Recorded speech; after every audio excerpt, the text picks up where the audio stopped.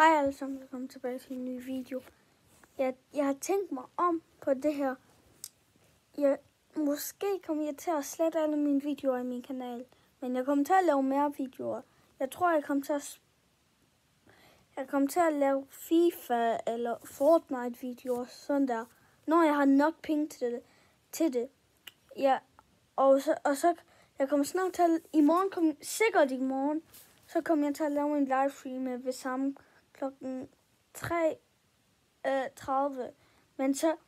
Men jeg livestreamer ikke på min kanal. Han livestreamer på hans kanal. Så gå ned og subscribe til ham, okay?